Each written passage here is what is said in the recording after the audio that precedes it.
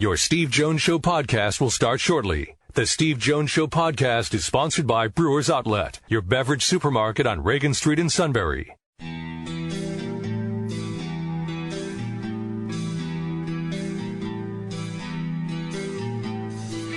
Sports talk where your voice counts. This is the Steve Jones Show on Newsradio 1070 WKOK. Now from the Sunbury Motors Studio, here's Steve Jones.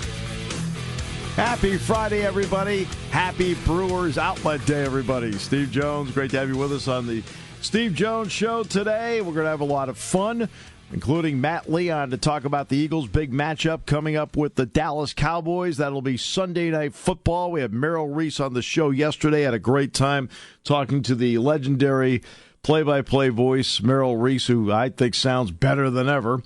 And, of course, you can hear the games on Eagle 107 on Sunday night, as always with Philadelphia Eagles football.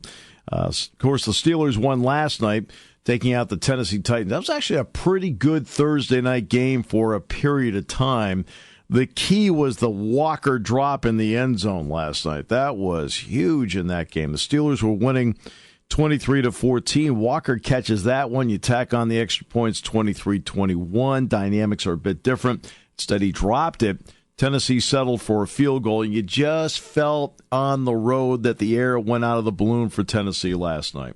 And the Steelers ended up winning that game. It's a big win for them. They're now 8-2 on the year. Tennessee is still their division leader. All right, that was last night. Eagles coming up at 8:30 on Sunday night. We talked to Merrill Reese yesterday. Matt Leon in just a few minutes.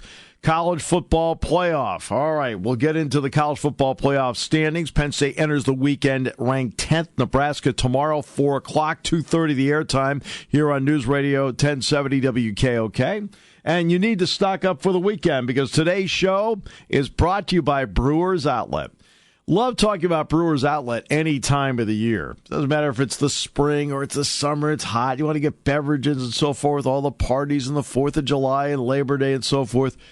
But this time of the year, Thanksgiving coming up next week. You got college football and pro football this weekend. You have Hanukkah, Christmas coming up, New Year's. You want to make sure you're always fully stocked. And that means you need to go to Brewers Outlet, Reagan Street in Sunbury, the beverage supermarket. Imports, domestics, microbrews, the best selection of beer anywhere. Now, you have people with varying tastes out there, so some people may want wine coolers, soft drinks, water. They have plenty of that. Snacks. They roast their peanuts fresh and hot every day, and the pickle bar is second to none. Sean stocked me up with more pickles yesterday when he came in. Oh, I'm set to go for the weekend. Thank you, Sean. Thank you to Corey as well. And proud to be in the Sunbury Motors studio. Oh, Sunbury Motors. What a great group. Sunbury Motors, 4th Street in Sunbury. Sunbury Motors Kia, routes 11 and 15 in Hummel's Wharf. All right, coming up in just a few minutes, Matt Leon is going to join us. We'll talk about the Eagles and the Cowboys on Sunday Night Football. Brad Edwards on the college football playoff. And I know some people will bypass this. I know the college football playoff committee is going to bypass this. But I've talked about this on the show about that I think just to send a message for a week. Tell the Alabamas and the Clemsons and the Auburns and the Georgias, hey, look, in the thick of the race for the college football playoff, don't schedule like this. Now, Jack Ham, faithful listener, he and I talked the other day. He says, I absolutely agree. He says, you're darn right they should. He says, why does everybody else have to go out there and risk it while they're out there playing Mercer, the Citadel, and people like that? I said, exactly. Jack's exactly right. That's how I feel.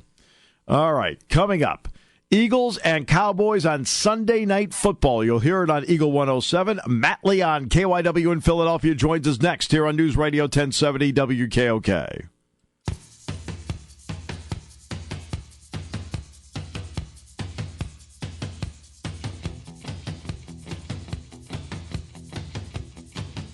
Beautiful Friday out there.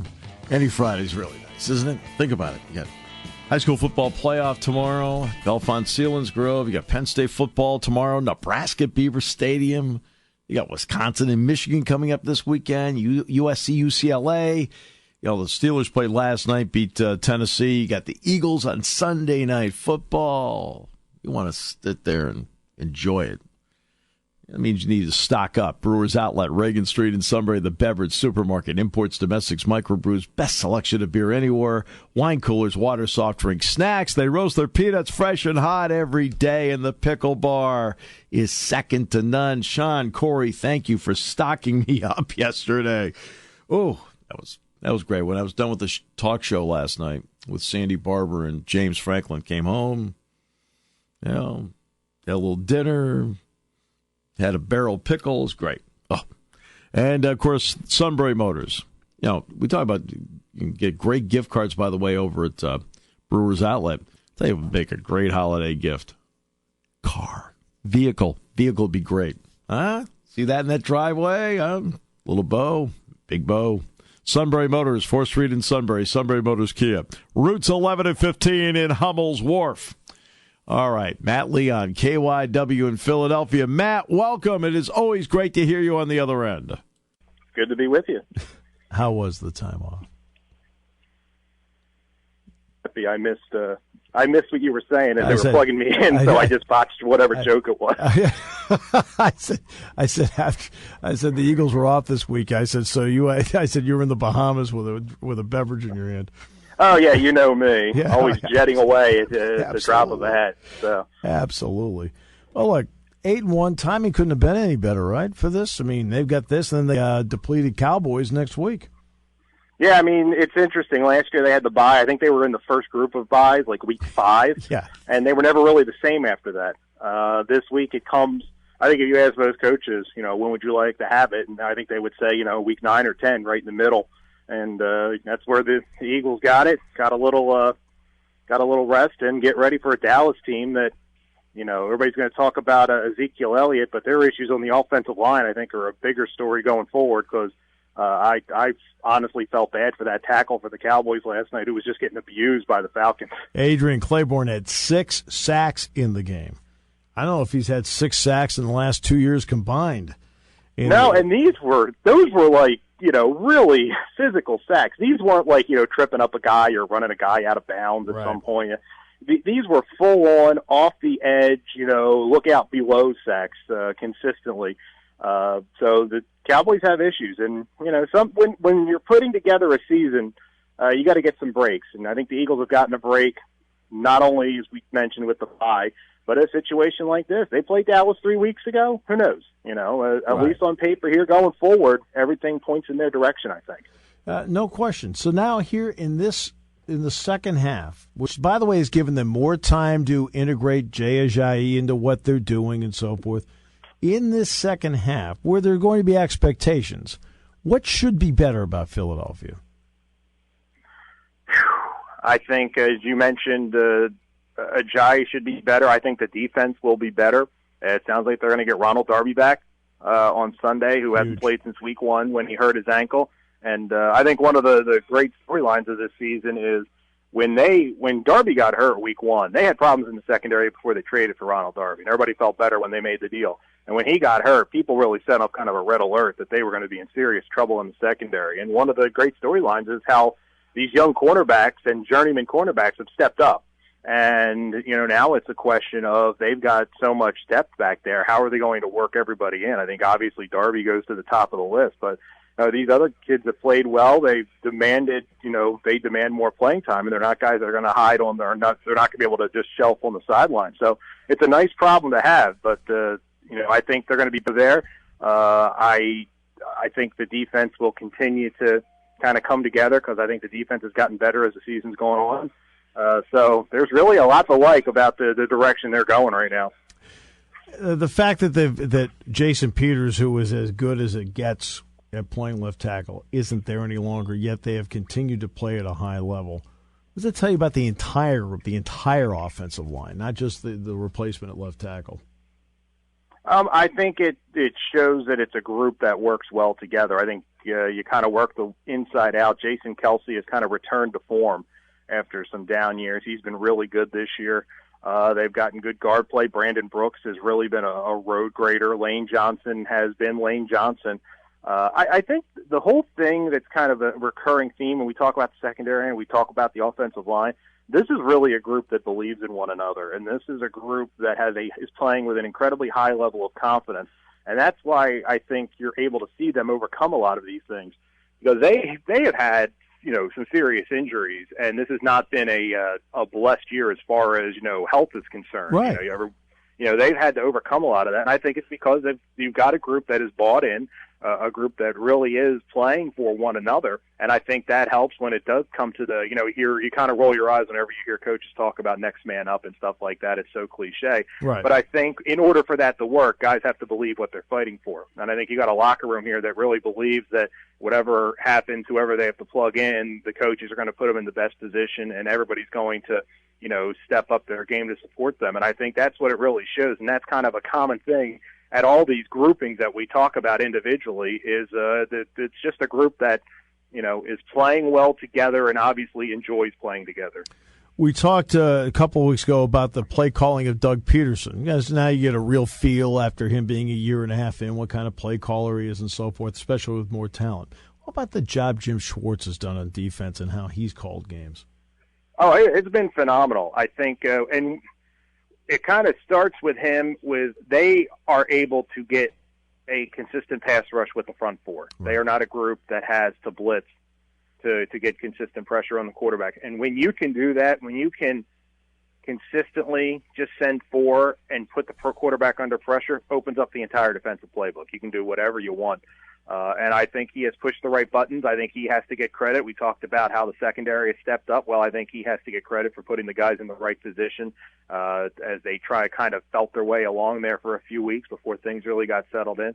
I wouldn't be surprised if he's a name thrown around for a head coaching job, come the off season, whether he would leave or something like really serious would heat up. But you know how it is. January 2nd, January 3rd, we always hear the list of about 10 guys that are up for a head coaching job. I would be surprised if he's not on that list. We know who the better players are in this team. Has there been a quiet guy in this group where you sit back and say, you know what, that's been such a difference maker that may fly under the radar because of stars? I think we've talked about him a lot. I think Nelson Aguilar has been really, really important. This is a year they needed him to blossom, or I shouldn't say that. They needed him. This was probably his last year to blossom. They took a lot of the pressure off with Jeffrey and Torrey Smith. And, Aguilar's not a guy that's going 5 for 120 every week, but he's catching the ball when it's thrown to him, and that sounds trite, but it's something he really struggled with his first couple of years in the NFL. And he's made clutch catches, he's made tough catches, and you can just see he's a different guy there, body language, confidence-wise. Another guy that's played really, really well that I don't think anybody expected anything from, going back to the secondary, Patrick Robinson. Yeah. Journeyman, played with the Saints. Or honestly, early on in training camp, you didn't hear many good things about him, and some people speculated he might not even make the team out of training camp. But he has been great. He has had a nose for the football. We talk about the young cornerbacks, guys like Rasul Douglas and Jalen Mills. Well, he's kind of been a good anchor back there, a veteran presence that has a really, really, not just kind of steady thing, but I think has been a plus player and really, really helped them in the secondary. So that's a couple of guys. And another guy, I don't want to say under the radar because when he kicked a 61-yarder, he had the nation's attention. But Jake Elliott's been really good at kicking the football, not just giving them consistency on field goals and the ability to kick long field goals, which has done a really good job on kickoffs. So a lot to like there as well. Yale has clinched at least a title, share of it at least, in the Ivy League. Columbia and Dartmouth evidently remain in the hunt. Has this been as crazy an Ivy League season as you've seen down there? Oh, and no question about it. And Yale's the best team. I've seen everybody but Cornell. Yale is the most complete team. And great win by Penn to beat Harvard 23-6 like that. I mean, Trey Solomon, that'd be fun calling that 77-yarder. Oh, that's when you're still setting up, what the conditions are, because we didn't have a pregame on Sunday, so or Saturday. So it's hi, how you doing? Oh, by the way, there goes Trey Solomon for a 77-yard touchdown. No, well, you know what it is Columbia had always been a team that for decades you could pretty much pencil in a W. Some years it might be a little harder than others, but Columbia was a W. That's not the case anymore. Al Bagnoli, as we expected to do, I don't know if people expected the former Penn coach to do it in year 3, but he's turned them around, made them a viable title contender, and they are still in play for a shot at the title. And they're going to really put pressure on Yale this weekend because they play Brown, who's winless in the Ivy League and the only team that hasn't been in contention in the league. And Yale's got to play Harvard. Is Yale better than Harvard? Absolutely, pretty much across the board. But it's the game. It's Harvard season, right. So you're going to get an A-plus effort from Harvard. And if Harvard can pull the upset there, then Yale's going to have to share that crown. But no, up and down. I thought Cornell was another team that I didn't think was going to come out of them. They've pulled some big upsets this year and really leveled things up. So what you don't have a dominant team. Is Yale the best team? Yes, but they're not a dominant team. And then you've got 6 teams in the middle that we could probably redo the schedule, and you'd probably get completely different results across the board because they're that even depending on who you play and when you play them. Right, exactly. And then there, of course, Columbia's got Brown this weekend, and Brown hasn't won an Ivy League game. They played that game at Fenway Park and lost to Dartmouth the other night. So on Friday, I think it was Friday night. Yeah, it was Friday night. Their defense battles and can do some things to make life difficult, but offensively they're just not getting the quarterback play, and they just struggle putting drives together, and it really shows. Hey, Buddy Teven's robots tougher to tackle. All right, we'll leave it at that. My friend, always a pleasure. Appreciate the time. Matt Leon, KYW in Philadelphia. Always a pleasure to talk with him. All right, coming up, Brad Edwards. We'll break down the college football playoff for you. We'll do that in just a few moments. Of course, Alabama is number 1, Clemson 2, Miami 3, Oklahoma 4, and Wisconsin is sitting at number 5. They have that noon matchup coming up tomorrow against Michigan. I know it's November, but that game has a primetime feel to it, and it's again, November is, they really don't want to play, obviously, night games in November. Just surprised it wasn't a late afternoon game, but Penn State has the 4 o'clock slot, and Michigan and Wisconsin has that noon spot tomorrow. USC, UCLA is tomorrow night. All right, coming up at the show, we'll talk with Brad Edwards about all this and more. Brought to you by Brewers Outlet, Reagan Street in Sunbury. The Beverage Supermarket imports domestics, microbrews, best selection of beer anywhere. Wine cooler, water, soft drinks, snacks. They roast the peanuts fresh and out every day, and all together now. The pickle bar is second to none. Sunbury Motors Studio, 4th Street in Sunbury. Sunbury Motors Kia, routes 11 and 15 in Hummel's Wharf. Bottom of the hour news coming up, and then Brad Edwards from ESPN Radio College Game Day will join us in a few moments on Newsradio 1070 WKOK.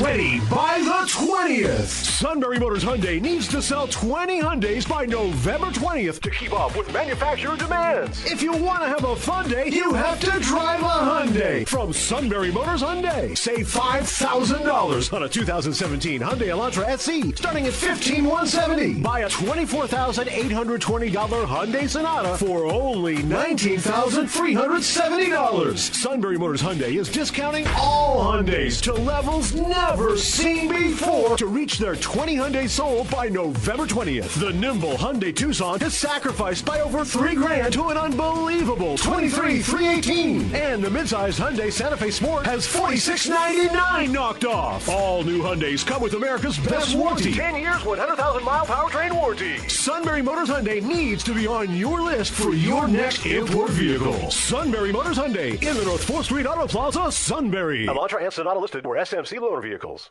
Party time, game time, or just fun time. Doesn't matter what time it is, because it's Brewers Outlet time. The Beverage Supermarket has the area's largest beer selection. Imports, microbrews, ciders, and domestics. Pick from over 100 ice-cold 12-packs and dozens of 24-ounce singles. Soda, snacks, hot sauces, fresh roasted peanuts. Make it one-stop party shopping, and don't forget the pickle bar. So whatever you're celebrating or just doing it up, Brewers Outlet, Reagan Street, Sunbury wants to see you. And thank you for your years of patronage.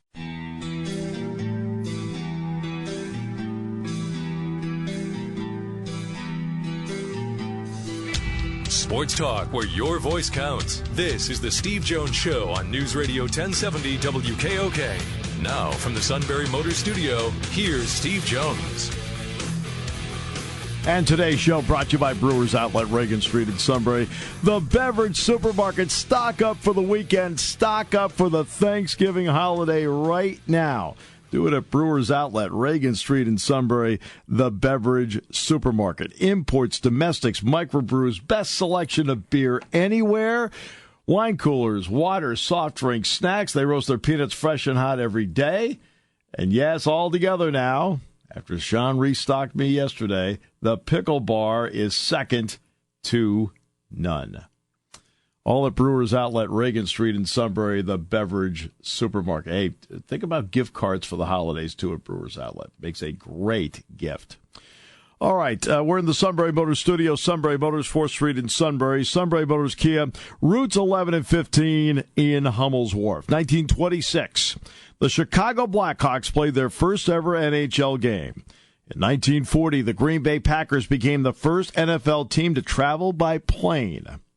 1968. This is the anniversary of the Heidi game. NBC cut away from the final minutes of a Jets-Oakland Raiders game to begin a TV special, Heidi, on schedule. The Raiders came back to beat the Jets in the waning moments 43-32. Because of that, 60 Minutes will be seen in its entirety following the NFL. That's why you hear that announcement every week. 1982, the NFL reduced its 16-game schedule to 9 as a result of the 57-day players' strike. 1997, Mario Lemieux was voted into the NHL Hall of Fame. And in 2003, Barry Bonds of the San Francisco Giants became the first Major League player to receive 6 National League MVP awards. And that's this day in sports history. Time now to bring in Brad Edwards. It was great to have Brad in town a few weeks ago for the Michigan game. Time now for us to take a look at that college football playoff and how it's playing out and what the committee is doing. Brad, welcome. It is an absolute pleasure.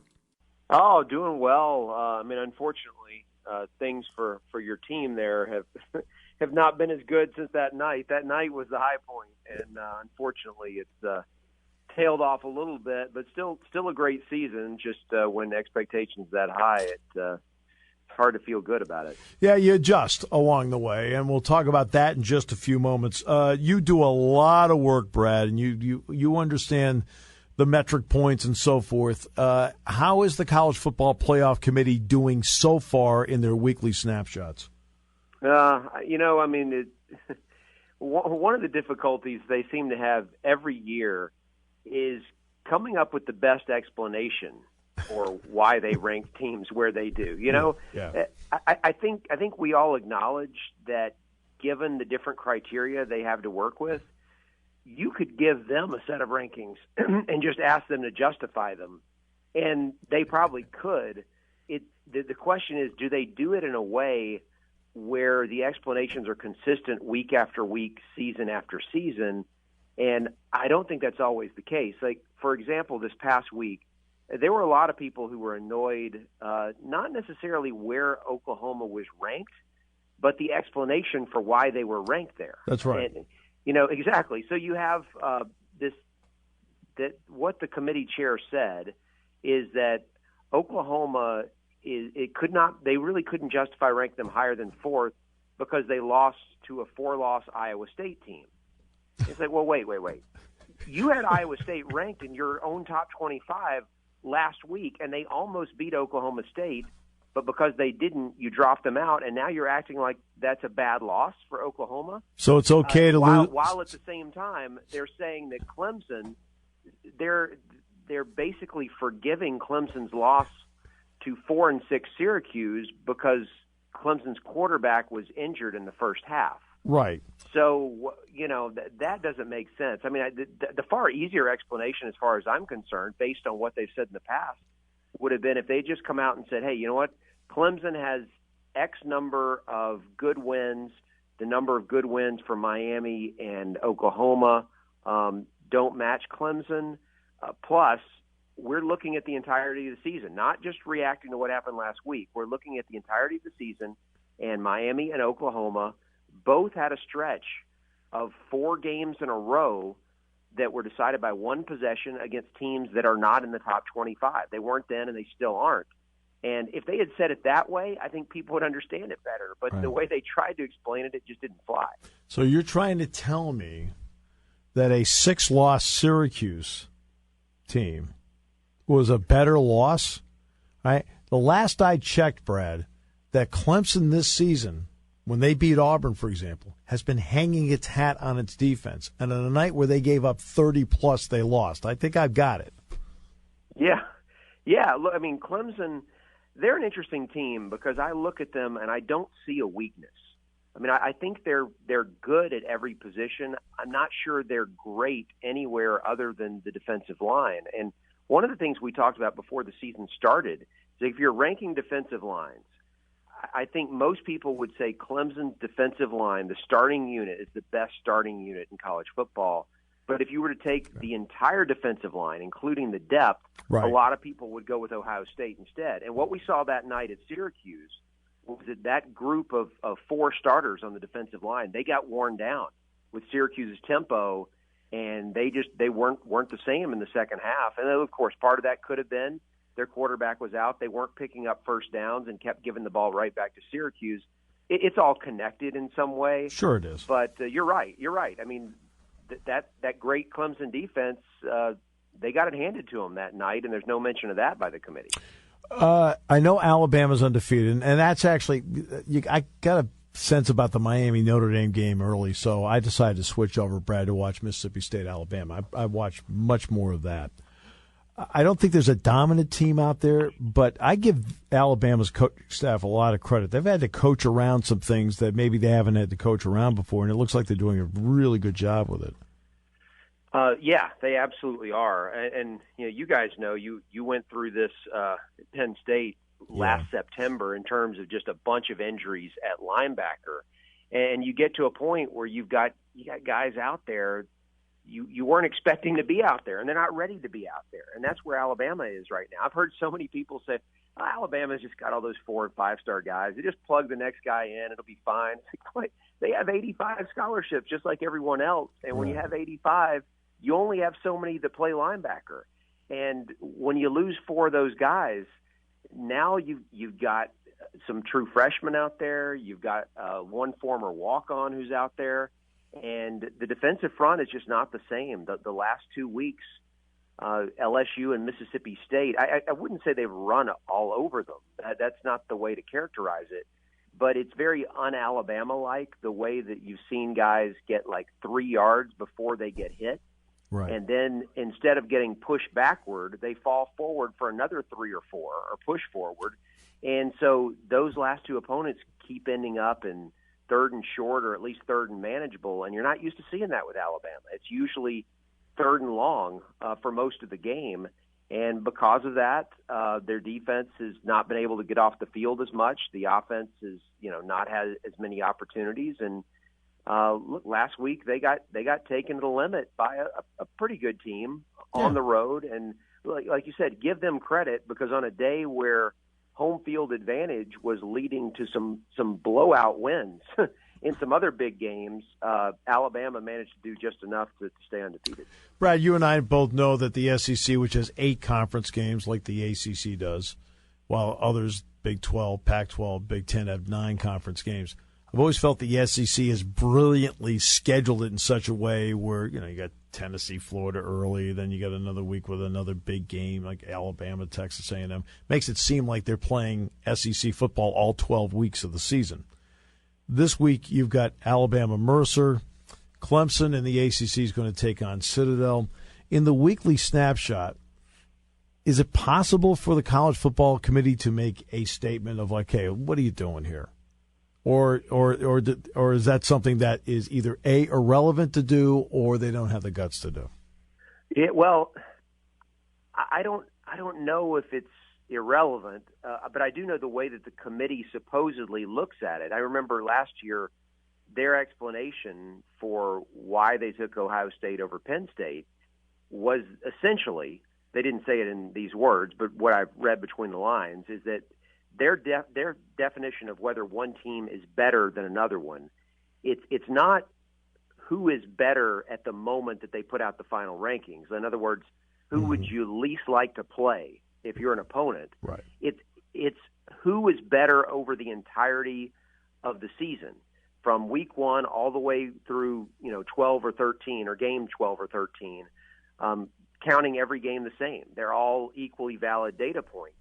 And if you're going to look at it that way as a selection committee, that every game carries equal weight, or every week does, then it really doesn't matter if you're the SEC whether you play the cupcake in the middle of November or whether you play the cupcake in September when everyone else is playing them. And now, granted, you're right; they're getting one extra cupcake because they have one fewer conference game. But like, I hear people make that argument all the time. Oh, you know, how can you give these teams credit for playing these opponents? Well, they're the same types of opponents that everyone else is playing. They just took one of them out of September and moved it to November. Right. But yeah, it does give you somewhat of an advantage, which is why they all do it now, which is it gives a little bit of a breather before you play that rivalry game, and especially if you're going to end up in the conference championship game, kind of a chance to regroup before you go on that tough 2-week stretch. So I just think the way the committee looks at it, it would be kind of hypocritical for them to say that it's a bigger deal to play that game in November than it is September, when they're supposedly counting all those games the same no matter when they're played. Yeah, that's what they're supposedly doing. Yeah, supposedly. Yeah, supposedly doing. I mean, you and I both know one of the big reasons was the Ohio State-Oklahoma game last year. Right. Right. And that was part of it, too. I mean, that was a big reason why. It had nothing to do with the other non-conference games that the team played.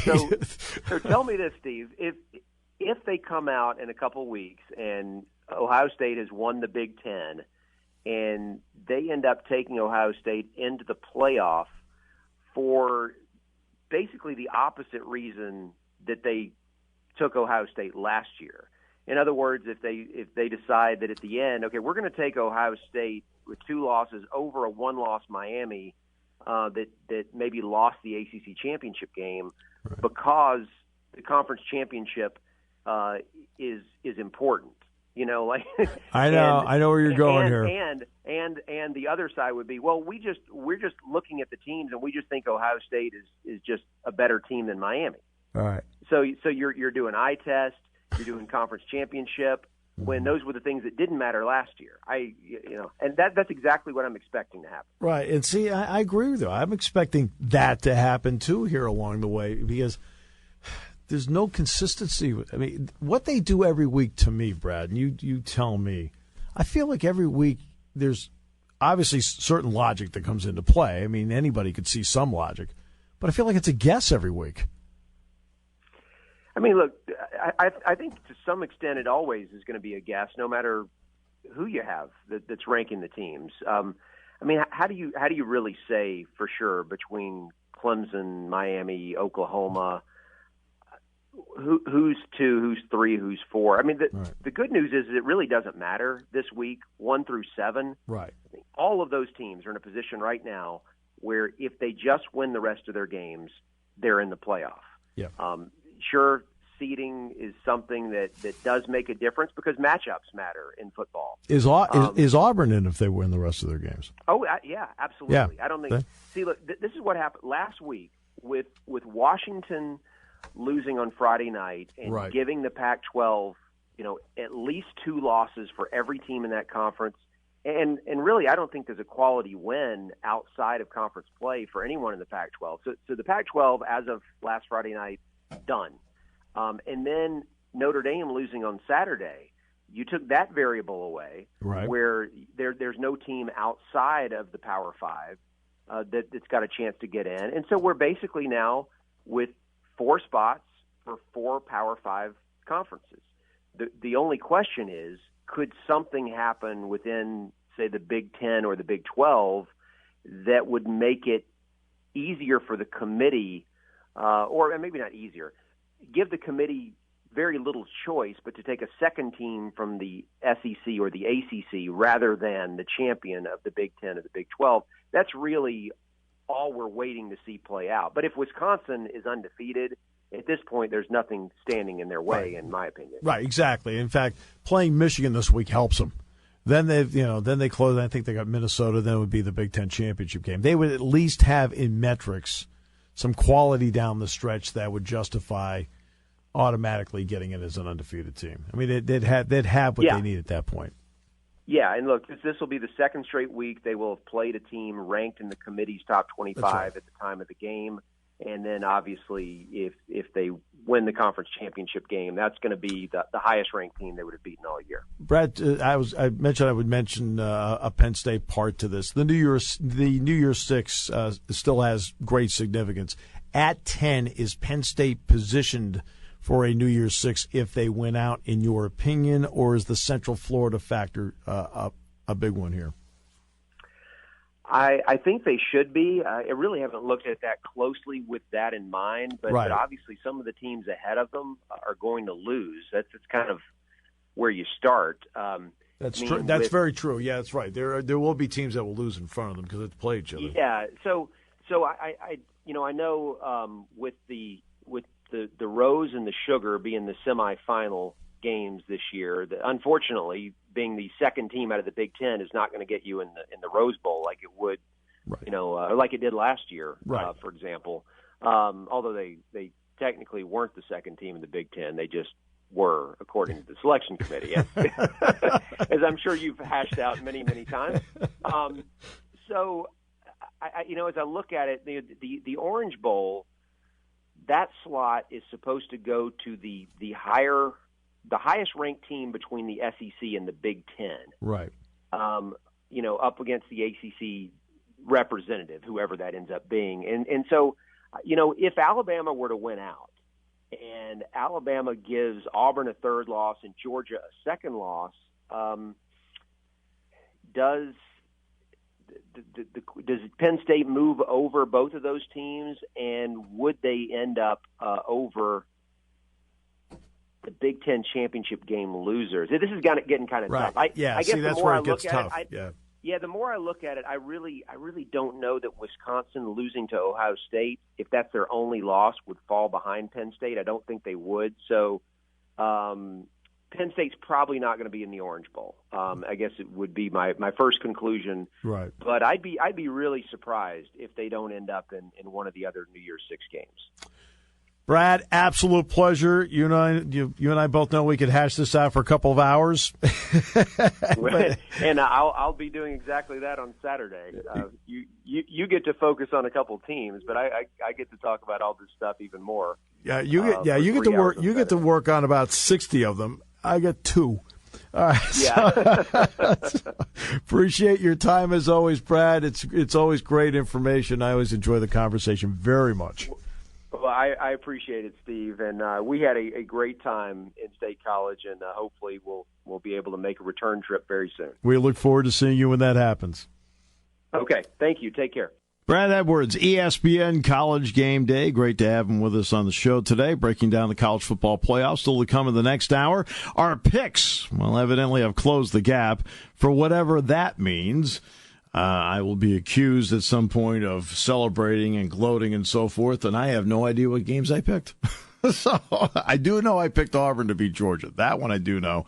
And I do know I picked Notre Dame to beat Miami. That I remember. So that's 1-1. So I don't know where I made up ground. I have no idea. All right. So that's coming up in the next hour. Today's show brought to you by Brewers Outlet, Reagan Street in Sunbury, the beverage supermarket. Think about gift cards. Holidays are coming up. And also make sure you never show up empty-handed, all right? Always make sure you're prepared when somebody shows up at your place, whether it's Thanksgiving or any of the holidays. Imports, Domestics, Microbrews, best selection of beer anywhere, wine coolers, water, soft drinks, snacks. They roast their peanuts fresh and hot every day. The pickle bar is indeed second to none. Plenty of free parking, plenty of help in that well-laid-out facility to get those cases of the car and make sure you're fully stocked. And if you want to be associated with the best, you want to make sure you're going around with a nameplate that says Sunbury Motors on it. Sunbury Motors, 4th Street in Sunbury. Sunbury Motors Kia, routes 11 and 15 in Hummel's Wharf. All right, Penn State basketball coming up tonight. 7 o'clock will be the tip-off, 6:30 the airtime with Columbia. 4th game for the Nittany Lions in the last 8 days. Then after this, it's off to Brooklyn for the Legends Classic on Monday night. Late game with Pitt at Brooklyn at the home of the Brooklyn Nets. That'll be a 9:30 game on Monday night with a 9 o'clock airtime. So we'll do the show Monday from Brooklyn. Coming up, the second hour of the show. Looking forward to it. Thanks for being with us today as we head into the weekend on News Radio 1070 WKOK.